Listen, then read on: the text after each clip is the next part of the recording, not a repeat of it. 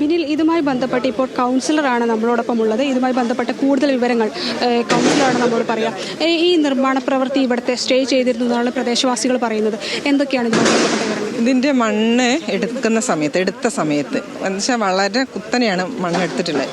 ആ സമയത്ത് തന്നെ ഞങ്ങൾ ഇടപെടുകയും അങ്ങനെ എടുക്കാൻ പാടില്ല.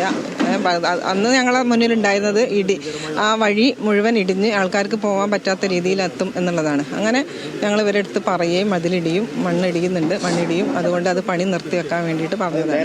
പക്ഷെ വീണ്ടും അവർ എന്ത് ചെയ്തെന്ന് വെച്ചാൽ റീറ്റെയിനിങ് വാളിന് കെട്ടുകയാണെന്നുള്ള നിലക്കാണ് റീറ്റെയിനിങ് വാൾ തുടങ്ങിയത്.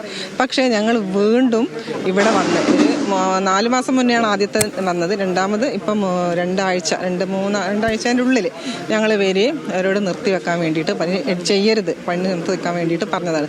അതിൻ്റെ അടിസ്ഥാനത്തിൽ സമീപവാസികൾ വില്ലേജ് ഓഫീസറെ അറിയിച്ചിട്ടുണ്ട്, ഞാനും അറിയിച്ചതിൻ്റെ അടിസ്ഥാനത്തിൽ അവർ വന്ന് മണ്ണെടുക്കുന്നത് നിർത്തിവെക്കാൻ വേണ്ടി പറഞ്ഞതാണ്. പിന്നെ നിർമ്മാണ പ്രവർത്തനം നിർത്തിവെക്കാൻ നിരന്തരമായിട്ട് ഇത്തരത്തിൽ സ്റ്റേ ഓർഡർ വാങ്ങുകയും നിർത്തിവെക്കണമെന്ന് പറയുകയും ചെയ്തിട്ടും എന്തുകൊണ്ടാണ് വീണ്ടും പിന്നെ അവർ പറഞ്ഞിട്ടുള്ളത് ഞങ്ങൾ കഴിഞ്ഞ ദിവസം വന്ന സമയത്ത് പണി നിർത്തിവെച്ച് പക്ഷേ ഇപ്പം ഇന്ന് വീണ്ടും അവർ പണി തുടങ്ങുകയാണ്. ഇപ്പം അതിൻ്റെ ഭാഗമായിട്ടാണ് ഇപ്പം ഈ പ്രദേശവാസികൾ പറയുന്നുണ്ട് കഴിഞ്ഞ ദിവസങ്ങളിലെല്ലാം അവിടെ പണി ഉണ്ടായിരുന്നു, തൊഴിലാളികൾ ഉണ്ടായിരുന്നു എന്നുള്ളത്. അവർ കമ്പി കെട്ടുകയാണെന്ന് ഞങ്ങളന്ന് വന്ന സമയത്ത് ഇപ്പം ഞാൻ പറഞ്ഞ കമ്പി കെട്ടാൻ പറ്റൂല, കാരണം എന്താ വെച്ചാൽ മതിലിടിയാണ്, അതിൻ്റെ ഉള്ളിൽ ആൾക്കാർ പെട്ടുപോയാൽ ബുദ്ധിമുട്ടാണെന്ന് പറഞ്ഞിട്ടാണ് നിന്നത്. ഞങ്ങൾ നിരന്തരമായിട്ട് ആൾക്കാരും സമീപവാസികളും റെസിഡൻസ് അസോസിയേഷനുകളും അല്ലാതെ ഉള്ള എല്ലാവരും നിരന്തരമായിട്ടും അവരോട് ആവശ്യപ്പെട്ടുകൊണ്ടിരുന്നതാണത്.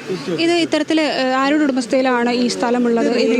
ഉടമസ്ഥത വരുന്നത് തന്നെയാണ്. ഇവർ സ്ഥലം വാങ്ങിയതാണ്. അതൊരു കമ്പനിയാണ്. അത് 6 പേരുണ്ട് എന്നാണ് പറഞ്ഞത്.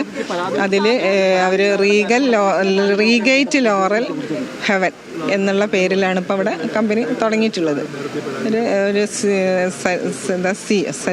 അതായത് അതിൽ നിന്ന് തെറ്റിപ്പിരിഞ്ഞ് അല്ലെങ്കിൽ അതിൽ നിന്ന് മാറി വന്നിട്ടുള്ള ആൾക്കാരാണ് ഇത് തുടങ്ങിയിട്ടുള്ളത്. ഒരു സംരംഭം എന്നുള്ള നിലക്ക് തുടങ്ങിയതാണെന്നാണ് പറഞ്ഞത്.